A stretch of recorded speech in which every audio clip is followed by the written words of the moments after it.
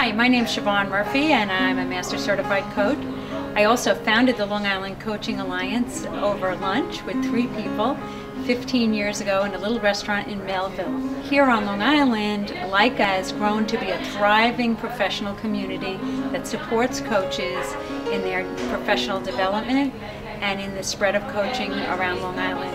And the ripple effects of coaching are continuing to have a wonderful impact across the globe. Let's transition to sort of where we're going and what are the new key trends and what do we see evolving for coaching. People are looking for answers, and the answers we had are not the answers we need, and that's what coaching is, I think, largely about, is helping people find new answers and create new thinking.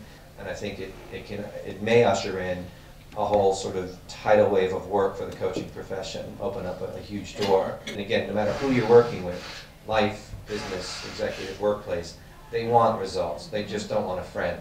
This is coaching. This is a very different kind of conversation. I'm working with people in organizations all the time who have life coaches, who have a career path coach, who's shepherding their career with them.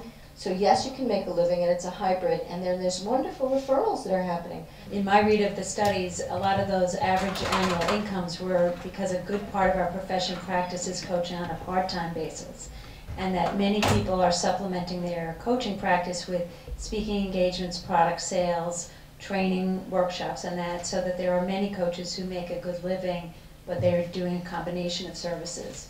How many people are in some way, shape, or form in wellness coaching? Do you know that the Healthcare Reform Act mandates that wellness coaching be remunerated by all insurances, including Medicare? For coaches in terms of the challenges out there. So just in terms of bringing it really down to the local, coach, sort of how do they build and sustain a successful practice?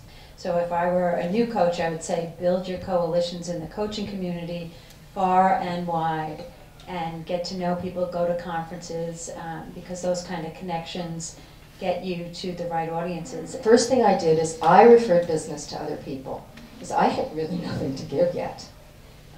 I was telling people what to do as a sociologist. I wasn't coaching anybody, but I was referring people like crazy. And that was the seminal piece. And this idea of this feeling of abundance, that there is enough here. It just may not be in exactly the place you want it. But that kind of thing of referring freely to other people and being receptive to the referrals back. And it happens all the time. I want to say that a good marketing program or a good marketing coach or business coach who sees you as being naturally creative, resourceful, and whole is absolutely somebody you want to key in with and partner with. You just be careful that we don't allow people to prey on our fears that we are not going to make money doing what we love. Alvin Ailey was interviewed when he was trying to establish his dance school early on, and he was not having success, and he was frustrated and wasn't quite sure why. And finally what he realized was he was too rigid. It's funny, as a dancer, that he would be too rigid.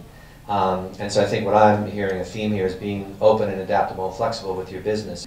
But the quote I remember that he said was, he had to learn how to bend without breaking. And I think it's finding that sweet spot, but being willing to bend and move with things, but know what your breaking point is, and not to move beyond that.